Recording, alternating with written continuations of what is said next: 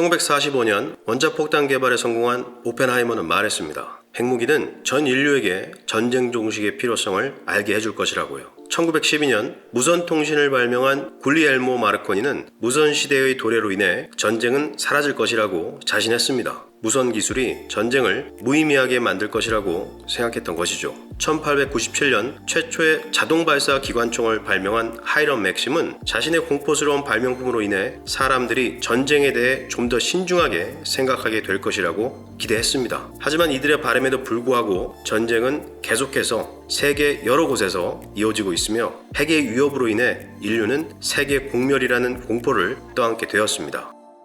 안녕하세요. 오늘 소개해드릴 책은 톰 필립스가 쓴 인간의 흑역사입니다. 역사 속에서 인간이 만들어낸 많은 발명품들은 그들이 의도한 만큼 훌륭한 결과를 만들어내지는 못했습니다. 물론 인간이 이룬 위대한 역사도 있죠. 하지만 기록들을 살펴보면 우리가 내리는 결정과 믿음들이 얼마나 무지하고 황당했는지 저자는 역사의 뒤안길로 사라진 인간의 흑역사를 재조명하고 있습니다. 한순간의 어처구니 없는 결정으로 역사의 뒤안길로 사라져버린 제국, 그릇된 자만으로 수천만 명을 굶어 죽게 만든 사건.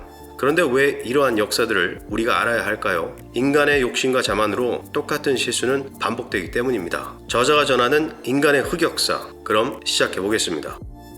첫 번째, 최악의 공공보건 정책입니다. 1949년 중국은 심각한 보건 문제에 당면하고 있었는데요. 콜레라, 말라리아, 흑사병 등 각종 전염병이 여기저기서 만연했습니다. 봉건 시대를 벗어난 지 얼마 안 된 농업 국가인 중국을 산업 강국으로 바꿔내기 위해서는 무언가 해야만 했습니다. 당시 공산당 주석이었던 마오쩌둥은 중국 정부 초기에는 위생 상태 개선을 위해 적절한 조치들을 취했죠. 당시 모기와 쥐는 전염병을 실어나르는 매개물이었습니다. 말라리아와 흑사병을 퍼뜨릴 수 있기 때문에 공포의 대상이었죠. 마오쩌둥은 범국민적 운동을 기획합니다. 모기와 쥐를 박멸하는 거죠. 여기까지만 했으면 좋았을 텐데 전문가들의 심도 있는 논의가 진행되지 않은 상태에서 박멸 대상에 두 가지를 추가합니다. 바로 파리와 참새였습니다. 파리는 그렇다 쳐도 참새를 박멸 대상으로 삼은 건 좀 의아스럽죠. 참새 한 마리가 1년 동안 먹어치우는 곡식은 약 4.5kg에 달한다고 합니다. 마오쩌둥은 생각한 겁니다. 참새를 100마리만 잡아도 인구 6만 명을 먹여 살릴 수 있는 곡식을 지킬 수 있다고요. 셈법은 맞았죠.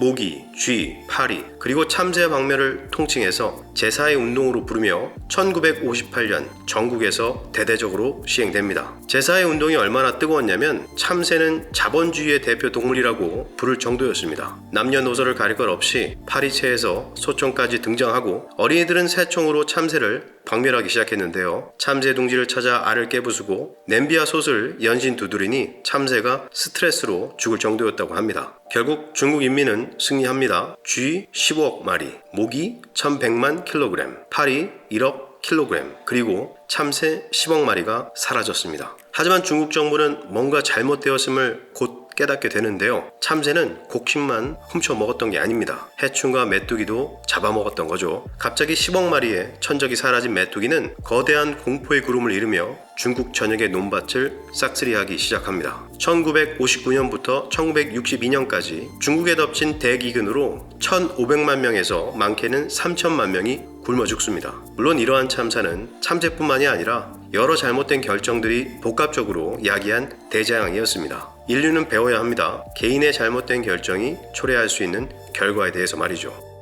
두 번째, 사라진 제국입니다. 13세기 초 현재 이란을 포함하여 아프가니스탄, 우즈베키스탄, 타지키스탄 지역에 이르기까지 동부 이슬람의 패권을 차지한 제국이 있었는데요. 이것은 과거 알렉산드로스 대왕도 탐냈던 곳으로 중앙아시아에서 가장 비옥한 지역에 위치해 있는 호라즘 제국입니다. 어느 정도 역사를 공부한 사람이 아니고서는 들어본 적도 없을 겁니다. 이 제국의 멸망도 인간의 어처구니 없는 오해와 자만으로 인해 역사의 뒤안길로 사라져버렸기 때문입니다. 같은 시기에 동쪽에서는 현재 중국 북부 지역에 위치한 금과 서아를 정복하는 것은 물론 점령지를 급격하게 팽창시키고 있던 신흥 세력이 있었죠. 네, 바로 칭기즈칸입니다. 어느 날 호라즘 제국을 통치하던 무함마드 2세는 칭기즈칸의 친서를 받게 됩니다. 나는 해 뜨는 땅의 지배자요, 그대는 해 지는 땅의 통치자이니 우리 서로 잘해봅시다. 뭐 이런 내용이었는데요. 안 그래도 동쪽에서 점점 세를 불리고 있는 칭기즈칸의 세력에 대해 은근히 불만을 가지고 있던 무함마드 2세는 이 친서를 다른 뜻으로 받아들였습니다. 나는 뜨고 너는 지고, 이런 식으로 불쾌하게 받아들인 것 같습니다. 사실 이 두 제국의 위치를 보면 몽골은 해가 뜨는 동쪽에 있고 호라즘은 해가 지는